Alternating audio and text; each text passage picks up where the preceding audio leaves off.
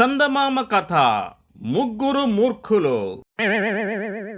అనగనగా ఒక ఊళ్ళో ముగ్గురు స్నేహితులు ఉండేవారు. ఈ ముగ్గురు పెద్దలు సంపాదించిన ఆస్తులను ఖర్చు చేస్తూ జలసాగా తిరుగుతూ ఉండేవారు. ఈ ముగ్గురు ఎప్పుడు చూసినా మూర్ఖపు పనులు చేస్తుండేవారు. ఊళ్ళో జనం వీళ్ళు చేసే మూర్ఖపు పనులకు విసిగిపోతూ ఉండేవారు. అందువల్ల ఈ ముగ్గురిని ముద్దుగా ముగ్గురు మూర్ఖులు అని పిలుస్తూ ఉండేవారు.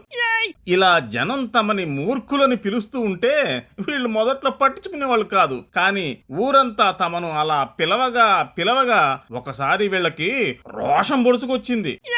ఒకరోజు ముగ్గురు ఒక అడవిలో కలుసుకున్నారు. ఇహ లాభం లేదు, మన ముగ్గురం 3 దారుల్లో వెళ్లి ఎవరినైనా గురువులను ఆశ్రయించి వారికి సేవ చేసి 3 రకాల విద్యలు నేర్చుకుని వద్దాం అనుకున్నారు. 1 సంవత్సరం తర్వాత మళ్ళీ ఇక్కడే కలుసుకుందాం అని అనుకున్నారు. మళ్ళీ ఇక్కడే కలుసుకొని మనం నేర్చుకున్న విద్యలను ప్రదర్శించి ఆ తర్వాత తమ విద్యలతో జనం నోళ్లు మూయించాలి అని నిర్ణయించుకున్నారు. ఈ ముగ్గురులో మొదటివాడు వెళ్ళగా వాడికి ఒక సన్యాసి కనిపించాడు. మొదటివాడు ఆ సన్యాసికి శిష్యుడిగా ఉండి అతనికి సేవ చేస్తూ కాలం వెళ్ళబుచ్చసాగాడు. సన్యాసి అతని సేవకు మెచ్చుకుని ఒక విద్య నేర్పాడు. ఆ విద్య ఏమిటంటే, ఏదైనా ఒక జంతువు ఎముకలతో ఆ జంతువు అస్థి పంజరాన్ని పూర్తిగా తయారు చేయొచ్చు. ఈ విద్య నేర్చుకుని శిష్యుడు సన్యాసి దగ్గరే సంవత్సరం గడువు వెళ్లేదాకా ఉండసాగాడు.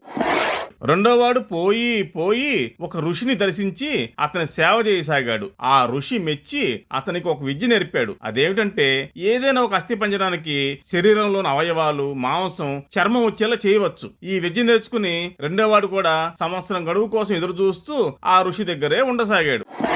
ఇక మూడోవాడు నడిచి చిట్ట చివరకు ఒక యోగిని కలుసుకున్నాడు. తన కష్టాన్నంతా యోగితో చెప్పుకొని ఏదైనా ఉపాయం చెప్పమని కోరాడు.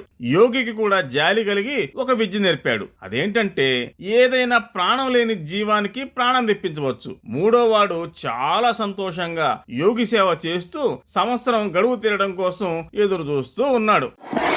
ఏడాది గడిచిపోయింది. అనుకున్న ప్రకారం ముగ్గురు స్నేహితులు అడవిలో కలుసుకున్నారు. నువ్వేం నేర్చుకొచ్చావని ఒకరి విద్య గురించి ఒకరు తెలుసుకొని చాలా సంతోషించారు. ప్రత్యక్షంగా ఎవరి విద్యలను వాళ్ళు ప్రదర్శించాలని తీర్మానించుకున్నారు. ముగ్గురు అడవిలో వెతగ్గా వాళ్ళకి ఒక ఎముకల గుట్ట కనిపించింది. వెంటనే మొదటివాడు తను నేర్చిన విద్యతో దాన్ని పూర్తి అస్థి పంజరాన్ని తయారు చేశాడు.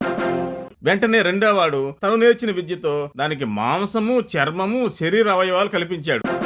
తీరా చూస్తే అది ఒక సింహం, ప్రాణం లేని సింహం. ఇక మూడోవాడు కూడా తన విద్య చూపాలి కదా. వెంటనే తను నేర్చిన విద్యతో ఆ సింహానికి ప్రాణం రప్పించాడు. ఆ సింహానికి ప్రాణం రాగానే ఆ సింహం ఒక్కసారి ఆ ముగ్గురిని చూసి, ఆహా మహానుభావులారా, చనిపోయిన నాకు మళ్ళీ ప్రాణం పోశారు, మీ రుణాన్ని నా జీవితంలో తీర్చుకోలేను అని ఆ ముగ్గురు దగ్గరికి వెళ్ళి వాళ్ళ పాదాలకు నమస్కారం చేసి వాళ్ళ చుట్టూ తిరిగి మళ్ళీ ఇంకోసారి పాదాలకు నమస్కారం చేసి కళ్ళకద్దుకొని అలా సంతోషంగా అడవిలోకి వెళ్ళిపోయింది. అనుకుంటున్నారా? అలా ఏం జరగల.